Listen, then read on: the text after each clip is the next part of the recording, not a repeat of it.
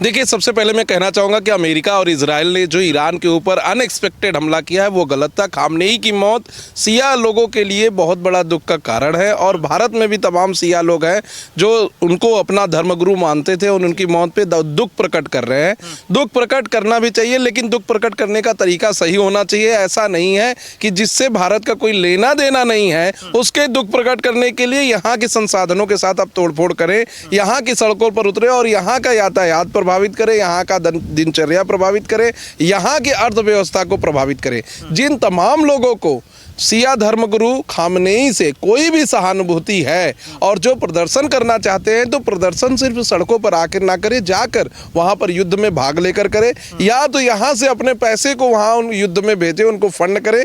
ऐसे प्रदर्शन नहीं होता है कि आप भारत देश के अंदर यहाँ के प्रधानमंत्री को भला बुरा कहेंगे और वहां कोई अगर मर गया है जिसके लिए भारत जिम्मेदार भी नहीं है तो उसके लिए आंसू बहाएंगे। तो ऐसे घड़ियाली आंसू को रोकना चाहिए और मेरा मानना है कि भारत में तमाम ऐसे मुद्दे हैं जिस पे चर्चा होनी चाहिए। जरूरी नहीं है कि हम किसी दूसरे देश के युद्ध को चर्चा करके और उसके लिए यहाँ पे धरना प्रदर्शन करके यहाँ की अर्थव्यवस्था को खराब करें। सभी लोगों को मेरा एक बात बहुत जरूरी है बताना कि जिस समय भारत पाकिस्तान के साथ ऑपरेशन सिंदूर में भाग ले रहा था उस समय इराक पाकिस्तान का साथ दे रहा था, अपने पूरे लेजर मिसाइलों को भेज रहा था, पूरी तकनीकी को उनके साथ साझा कर रहा था और हमारे देश पर और हमारे जवानों के ऊपर पाकिस्तान के द्वारा हमला करवा रहा था।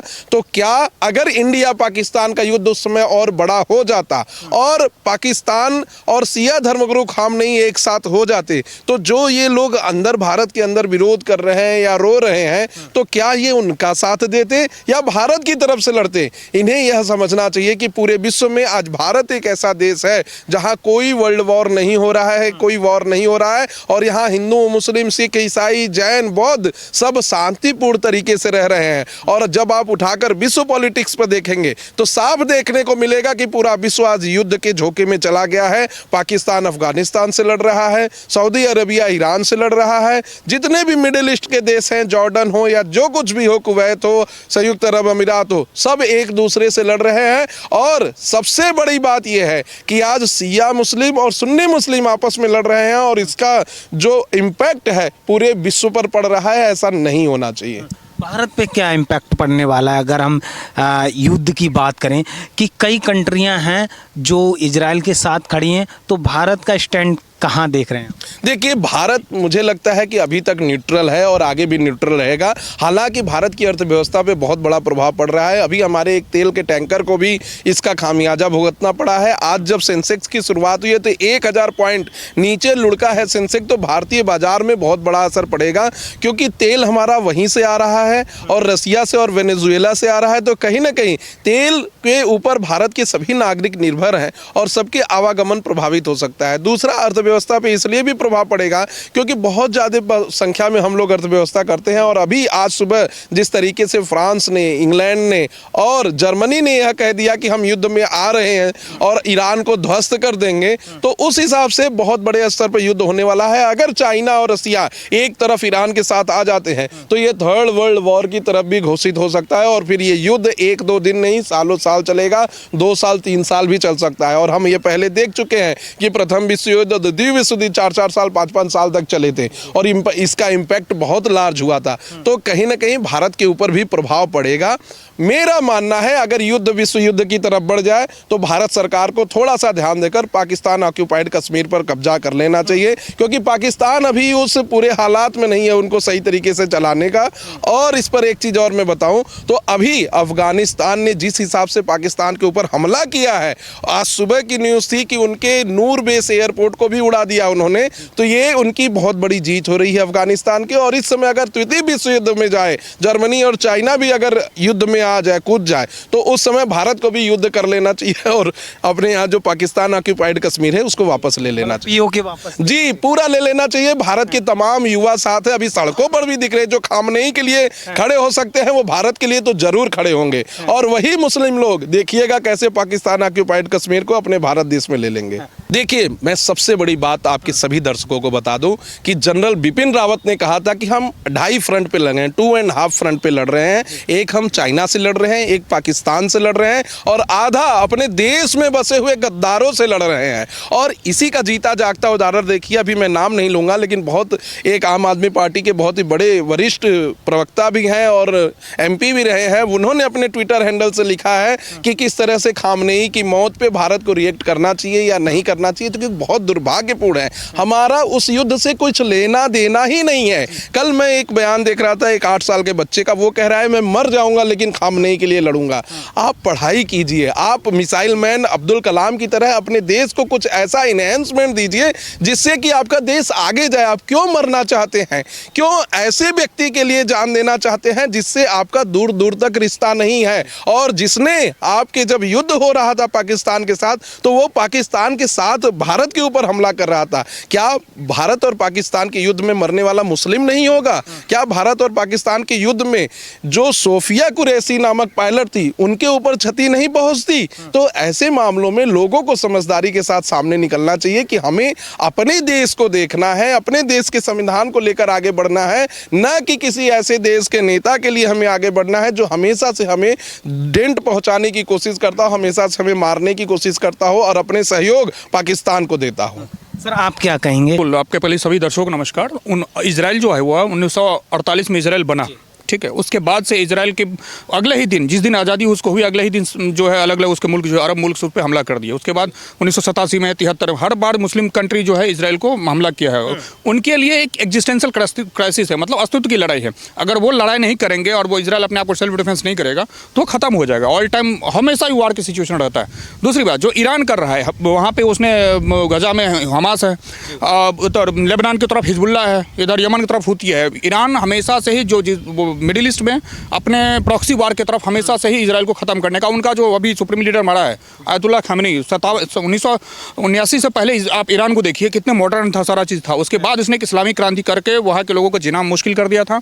और अभी जब इस पर कार्रवाई हुई, अमेरिका और इजराइल के संयुक्त कार्रवाई में मारे गए, तो वहाँ की इजरायली महिलाएं और पुरुष कितने खुश मसा, उनके कई सारे वीडियो जा रहा है। और यहाँ जो जितने नकली बने पड़े हैं उनके सब समर्थक वो पूरा दुखी मना रहे हैं, मातम मना रहे हैं। और जिस देखिए आप अगर सिया बात यहाँ हिंदू मुस्लिम और सिया सुनी कि नहीं है, अगर आप सिया के हैं, आपके धर्मगुरु मरे, ठीक है, आपको संवेदना हो सकती है, आपको आघात पहुंच सकता है, आप उसके लिए आप एक शांतिपूर्वक तरीके से प्रदर्शन कर सकते हैं। लेकिन एक बात बताइए, लखनऊ में या श्रीनगर में तो तोड़फोड़ करने से अभी उनको लाठीचार्ज करना पड़ेगा। ऐसा तो है नहीं कि भारत का कोई रोल है। और उसमें विपक्ष क्या, अगर कुछ नैरेटिव चला कि भारत का रोल है, देखो जी प्रधानमंत्री गए, बेंजामिन नेतन्याहू मरे, अगले, ये पूरा प्री प्लान था।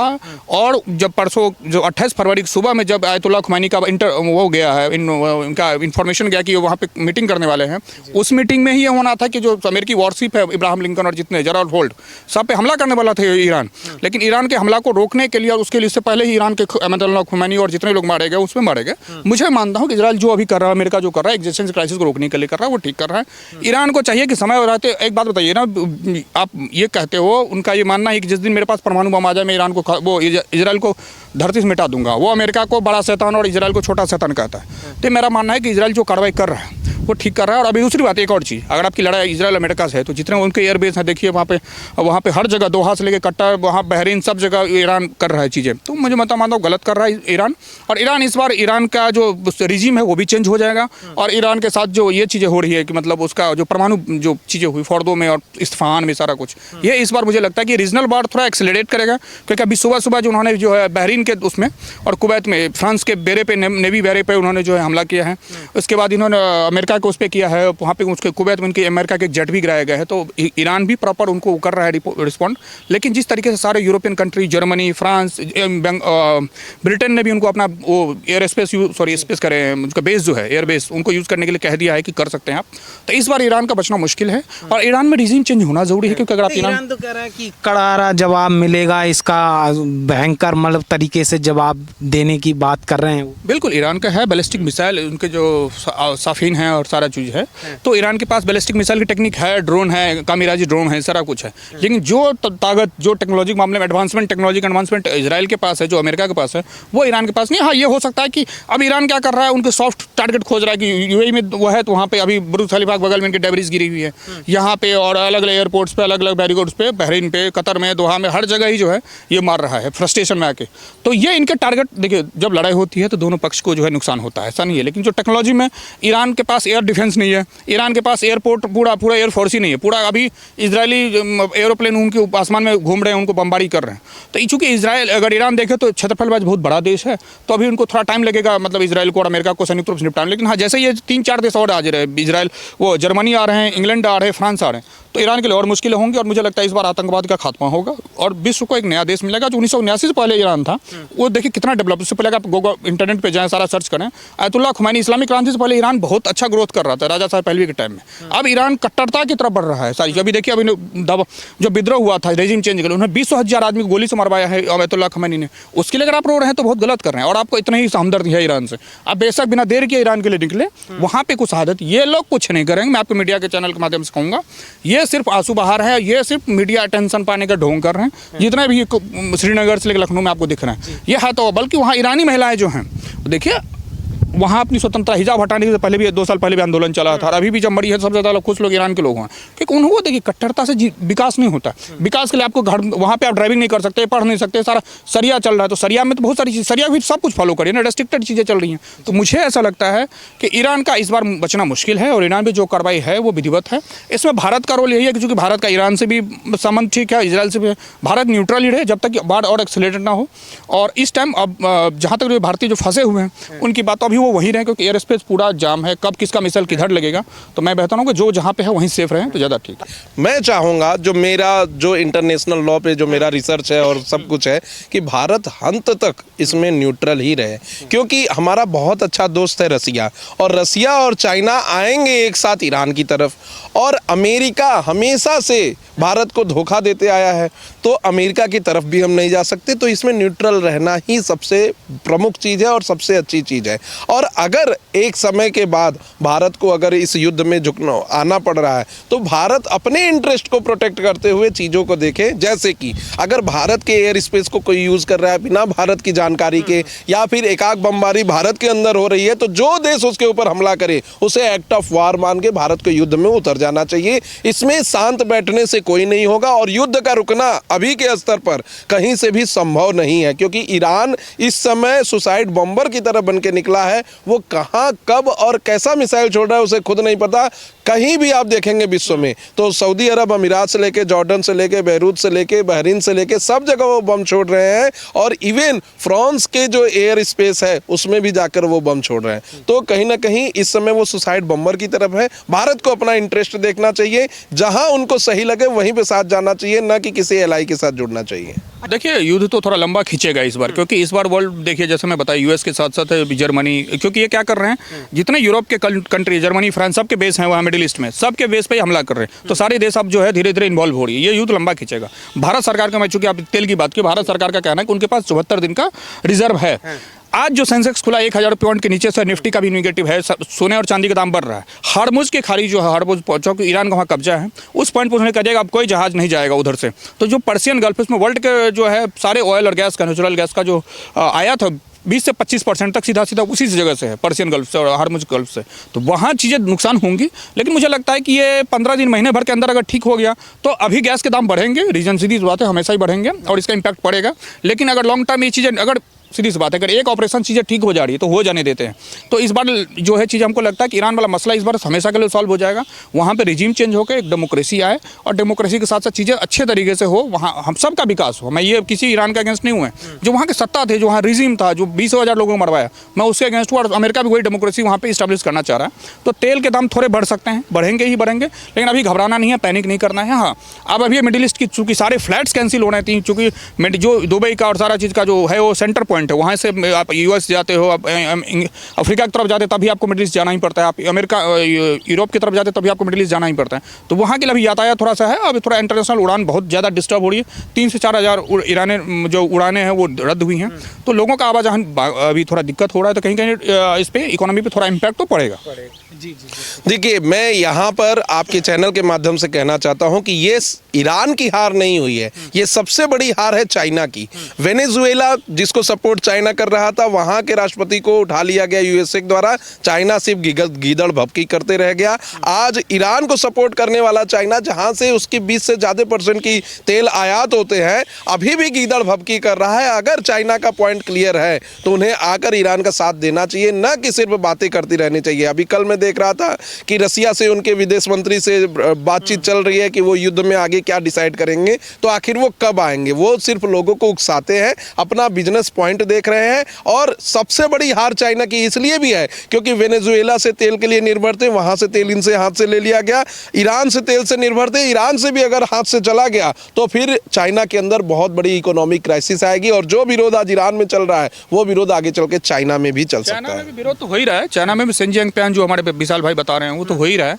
लेकिन चाइना जो, बिल्कुल इनकी बात से मैं सहमत हूँ, चाइना कभी इस युद्ध में नहीं आएगा। कारण क्या है, चाइना अपने ताइवान के साथ अलग अलग फ्रंट पे है, उनके रसिया के साथ भी सीमा विवाद है, 14 कंट्री के साथ उनके सीमा विवाद है, और शिनजियांग प्रांत में उइगर मुस्लिम के साथ उनके इशू बने हुए हैं। तो हमें नहीं लगता कि चाइना डायरेक्ट इस वॉर में इन्वॉल्व होगा। हाँ, एक चीज़ मैं बता दूं आपके दर्शकों को, 15 दिन पहले चाइना के बहुत सारे जो मालवाहक विमान है वो ईरान में उतरे हैं।